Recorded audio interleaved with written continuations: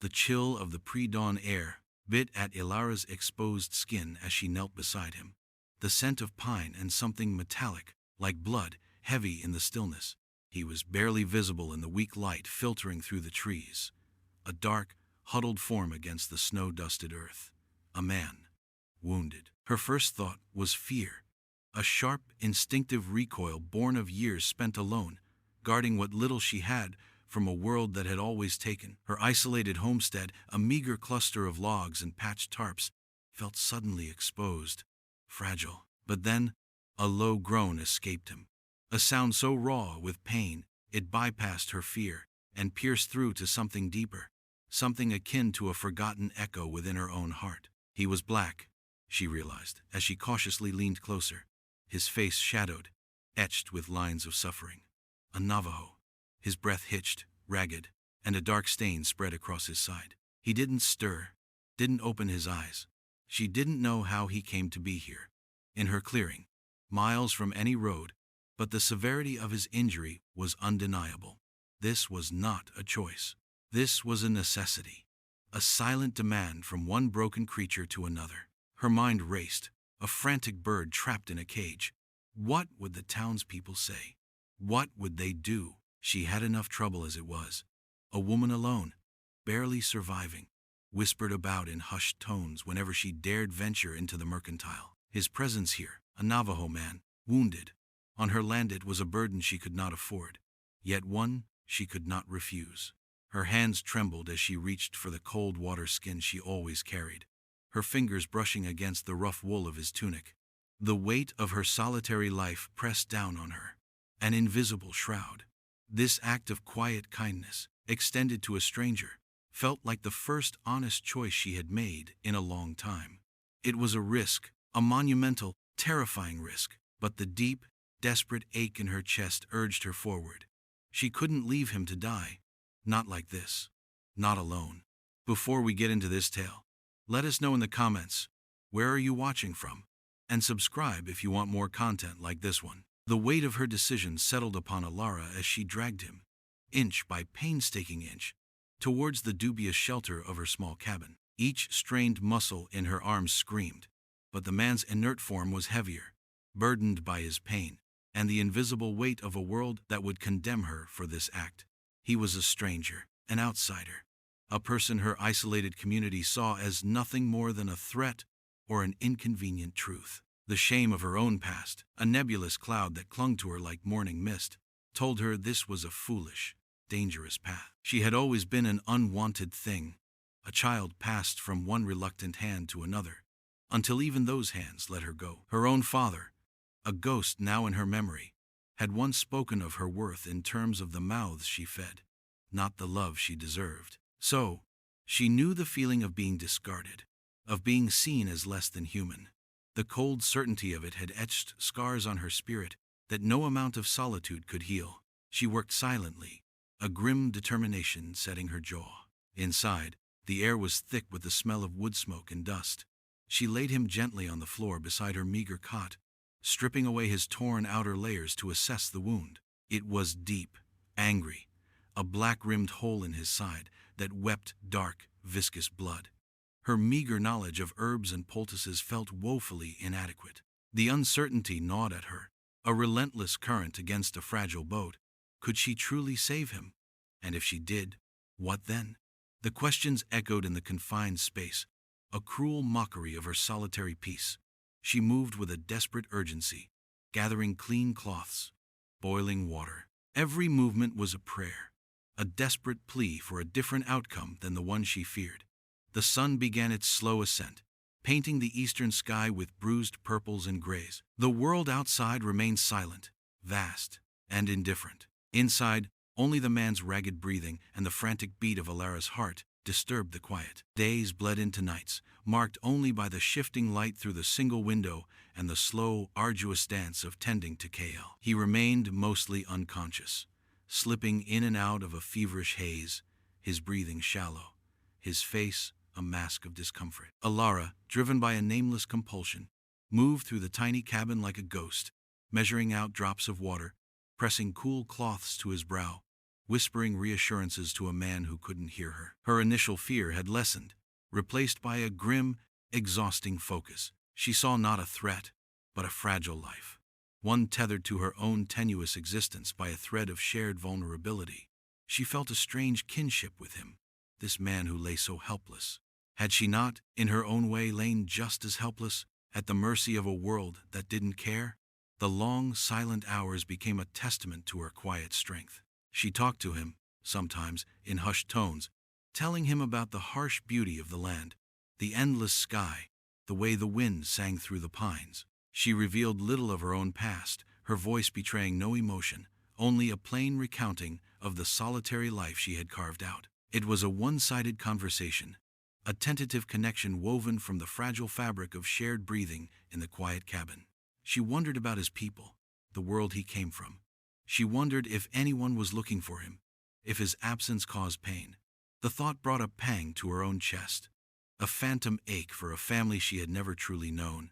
Sometimes, in the deepest part of the night, when the silence pressed in, she would simply sit beside him, listening to the rhythmic rise and fall of his chest, a strange comfort in the shared rhythm of life, however precarious. She was tired, bone-weary, but a subtle change had occurred. The initial fear had given way to a nascent trust, a silent understanding forged in the crucible of his pain and her solitary vigil. When Kale's eyes finally opened, truly opened, a flicker of awareness replacing the dull glaze of fever, Elara felt a jolt of something she couldn't name. Not relief, exactly, but a profound shift in the cabin's atmosphere. He looked at her, his gaze clear, assessing. There was no fear, only a deep, weary question in his dark eyes. She offered him water, holding the cup steady as he drank. Slowly, deliberately. His lips were dry, cracked, but the touch of her fingers against his was surprisingly gentle. "You saved me," he rasped, his voice a low, gravelly whisper. It was a statement, not a question, and the simple acknowledgement hung in the air between them, heavy with unspoken meaning. Elara merely nodded, her own throat tight. She couldn't bring herself to explain the reasons, the instincts that had driven her. They were too raw, too deeply personal. Over the next few days, as Kale slowly regained strength, their interactions remained sparse, punctuated by gestures and quiet observations. He watched her as she went about her chores, her movements economical, purposeful. He noticed the way she moved through the small space, the way her gaze often drifted to the window, as if searching for something, or bracing for its arrival. He saw the worn patches on her clothes, the calluses on her hands, the tired lines around her eyes. He recognized the signs of a life lived hard, alone. He spoke in short, deliberate sentences, answering her unspoken questions with fragments of his own story. He was a hunter, separated from his group during a sudden blizzard, then attacked by men he couldn't identify. The wound was from a bullet. The revelation brought a fresh wave of fear to Elara. Men with guns.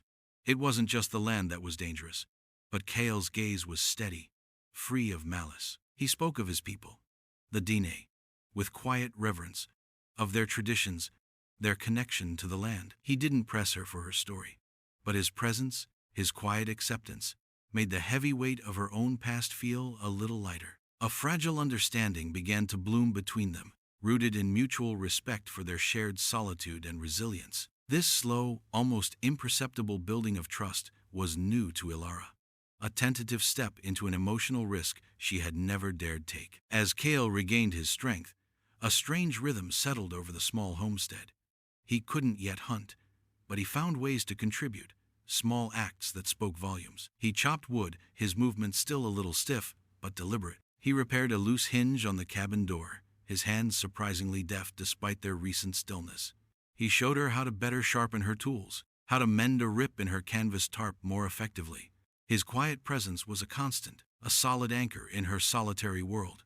Elara, in turn, found herself anticipating his slow, thoughtful observations, his occasional quiet questions about her plants, the constellations above.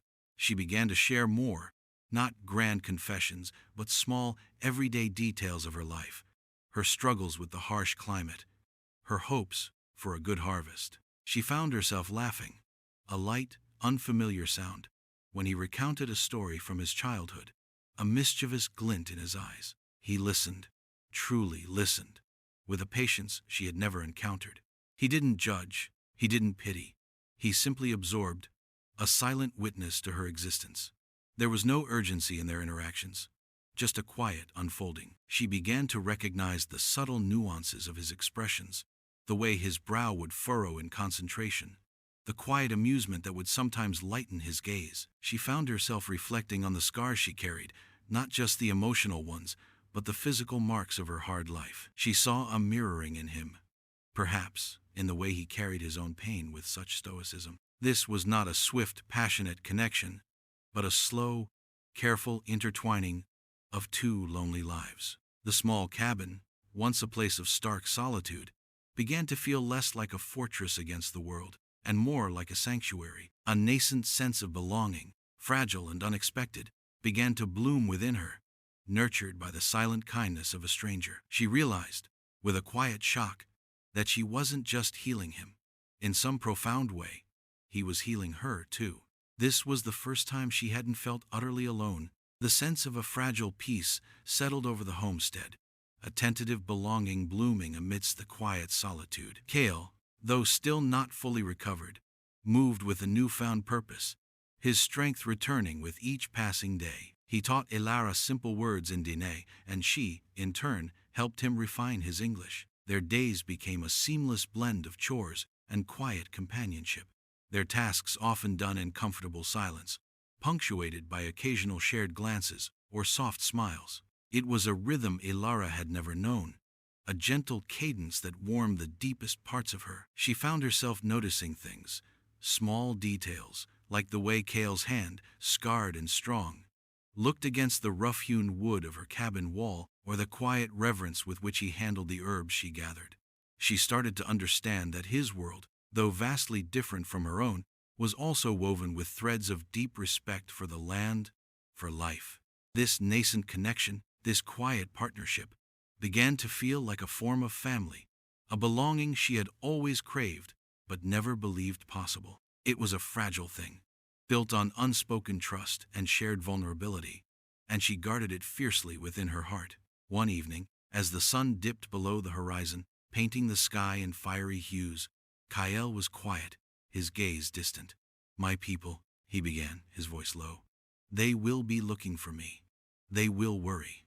A cold knot formed in Ilara's stomach. She had known this day would come, had pushed the thought aside, but hearing him say it aloud brought the inevitable reality crashing down. Her peace, this fragile, newfound belonging, was threatened. There was a storm brewing, not of snow and ice, but of unseen forces, of community judgment and the harsh realities of their disparate worlds. She felt a familiar fear, the kind that made her want to retreat, to build walls, to protect herself from the inevitable pain of losing something good. But looking at Kale, at the quiet strength in his eyes, she knew she couldn't turn away. This wasn't just about her anymore. The cold grip of pre-dawn stillness was broken by a sound Ilara had never expected to hear, a low hum that vibrated through the earth itself, growing steadily louder. It was the rhythmic thud of dozens of hooves, muffled by the dew-soaked ground, but unmistakable. Her heart leaped into her throat, a wild bird caught in a snare. Kale, who had been sitting by the fire, his expression thoughtful, sprang to his feet, his gaze snapping towards the cabin door, a flicker of something akin to alarm in his eyes. "My people," he whispered, the words both a revelation and a confirmation of her deepest fears. By dawn, they surrounded her homestead. They emerged from the trees, a silent, imposing force, dozens of figures on horseback, their faces stark and unreadable in the dim light. They were warriors, she realized, their movements precise, their bearing proud. Each carried a rifle, or a bow, or a spear. Her small cabin, once a haven, felt suddenly minuscule, exposed, a mere speck in their vast encircling presence. A wave of raw panic threatened to overwhelm her. This was the threat she had always feared. The world intruding, judgment embodied in a silent, watchful crowd. The moral tension between her personal choice and the community's unspoken laws surged within her. What did they want? Had Kale betrayed her? The thought, fleeting and terrible, shamed her. She looked at him, searching for answers, for reassurance. His face was unreadable, a complex mask of relief, surprise, and a deep-seated caution. A figure on a large, dappled horse, an elder with a stern, lined face, rode forward, stopping a few yards from the cabin door. He spoke in a low, guttural language Ilara didn't understand, his gaze sweeping over her, then settling on Kale. The questions, the accusations, hung heavy in the air, unspoken but palpable. This was the moment of truth, the ultimate test of her loyalty, and of Kale's. Kale stepped forward, his body still healing, but his posture resolute. He addressed the elder in their shared tongue, his voice strong, though laced with an unfamiliar strain. He spoke quickly, earnestly, his hand occasionally gesturing towards Ilara, then to his still bandaged side. Ilara stood frozen, watching, understanding nothing of the words, but everything of the intense emotional drama unfolding before her. She was on trial, though she didn't know the charges. The faces of the Navajo warriors remained impassive, but she felt the weight of their scrutiny, a judgment that cut deeper than any words. Was this what she deserved for her kindness? Was this desperation, her inherent weakness, being mistaken for something insidious? She felt a familiar knot of shame tightening in her stomach. The elder listened, his gaze unblinking, his expression giving nothing away. When Kale finished, a silence descended, heavy and protracted. The elder's eyes, ancient and knowing, turned back to Ilara. She met his gaze, refusing to drop her own, though her heart hammered against her ribs. She had nothing to hide, nothing to offer but the truth of her solitary life and her simple act of mercy. The elder spoke then, his voice a low rumble, direct and authoritative. Ilara didn't understand the words, but Kale immediately responded, a subtle shift in his stance, a deepening of his gaze. She watched him, desperate for a clue, for a sign. Finally, Kale turned to her, his expression weary but clear. He asked, "Why you helped me? What you wanted?" He paused, his eyes searching hers. "I told them, you asked for nothing. You just gave." The simplicity of his explanation, the profound trust in his voice, hit her with a quiet force. This was the loyalty, the affirmation she hadn't dared to hope for.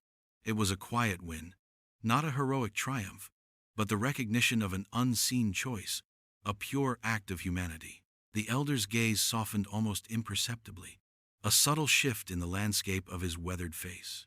He looked at Ilara, then back to Kale, a silent acknowledgement passing between them. He spoke again, his voice less stern, and Kale nodded, a slow, respectful bow of his head.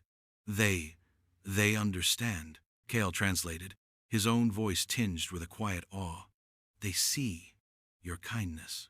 "My uncle," he says, "you have a good spirit." Relief washed over Ilara, a tidal wave that left her trembling. The crushing weight of impending judgment lifted, replaced by a fragile sense of affirmation. The Navajo warriors, who had stood like silent sentinels, began to shift, a subtle ripple through their ranks. They were not here to condemn, not to take, but to witness, to understand. One by one, they looked at Ilara, some with curiosity, others with a quiet respect. It wasn't an embrace, not a full acceptance into their community, but it was an understanding, a recognition of her act. Kale, despite his still healing wound, stepped fully to her side, a silent declaration of his allegiance. He stood with her, an unspoken bond forged in the crucible of their shared vulnerability and the sudden, overwhelming confrontation. The elder made a final, short statement, then turned his horse, leading his people away as silently as they had arrived. The earth thrummed under the receding hooves, then the forest swallowed them whole. The homestead, once surrounded by an overwhelming force, was quiet again, the air tasting of pine and the lingering scent of horse and smoke. Ilara looked at Kale, her eyes wide with a mixture of exhaustion and wonder. He had protected her, not with a weapon, but with his truth, his word. It was a sacrifice of his private fear, his choice to stand with her against the initial mistrust of his own people. The quiet wins, she realized, were the ones that truly mattered. The quiet, almost sacred, silence returned to the homestead, more profound now for the dramatic intrusion it had just endured. Ilara stood in the doorway, watching the last faint dust stirred by the horses settle back into the earth. The sun climbed higher, casting long shadows, and the air was crisp, clean, imbued with a fresh sense of calm. Kale leaned against the doorframe beside her, his gaze distant, thoughtful. The ordeal had passed. His people had come, understood, and left. He was healed, or nearly so, and the immediate threat had dissipated like morning fog. But the encounter had left an indelible mark, a new layer on their shared reality. Alara felt a profound sense of gratitude, mixed with a bittersweet ache. The healing had come at a cost, or rather, had brought to light the deeper scars she carried, the abandonment that had shaped her life. Yet, now, these scars felt less like burdens and more like testament to her resilience. The quiet acceptance from Kale's people, fleeting as it was, had validated her choice, affirmed her kindness, a quiet recognition she had never received from her own kind. She was no longer just a solitary woman, whispered about. She was a woman who had given water, who had chosen compassion over fear. The profound sense of safety she now felt, standing beside Kale, was unlike any she had known. It wasn't the safety of isolation, but the safety of shared trust, of being seen and understood. The bond between them, once tentative, had solidified, tested by fire, and proven true. The homestead, her small, hard-won sanctuary, felt different now. It was no longer just a place of survival, but a place where unexpected connection could bloom, where a profound sense of belonging had taken root. She was not broken, not in the way the world had tried to make her. She was scarred, yes, but those scars now told a different story. The days that followed the departure of Kale's people settled into a quiet, almost domestic rhythm. He stayed, not out of obligation, but out of a shared understanding that transcended words. He helped Alara with the arduous tasks of homesteading, and she, in turn, found herself seeking his counsel, his quiet strength. Their connection deepened, woven from shared silence, knowing glances, and the unspoken acknowledgement of the bond that had formed between them. It was a companionship built on earned trust, a foundation firmer than any stone. Alara often thought of the elders' words, "You have a good spirit."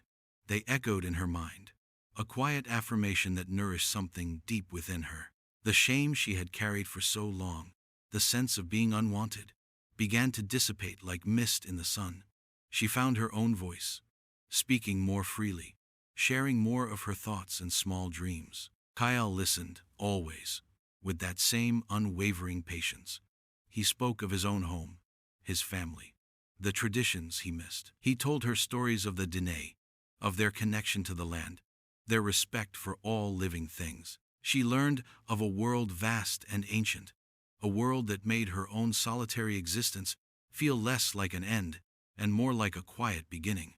The nature metaphors she had once seen only as harsh realities, the relentless winter storms, the solitary wolf, the stoic trees now spoke of resilience, of deep roots, of enduring through all seasons. There was a bittersweet quality to their peace. Kale was healing, fully now, and the pull of his own people, his own land, was an unspoken truth. He would leave, eventually. She knew this, and the thought brought a familiar pang to her chest. But the pain was tempered by a profound gratitude, a sense of having gained something immeasurable. She had made a choice, a fundamental, life-altering choice, and in doing so, had found not just a connection, but a deeper understanding of herself. She was not broken. She was whole, scarred but not diminished, and imbued with a quiet, haunting hope for the future. Her homestead was no longer just a place to survive. It was a testament to kindness, to the unexpected blossoming of belonging, and to the enduring power of human connection.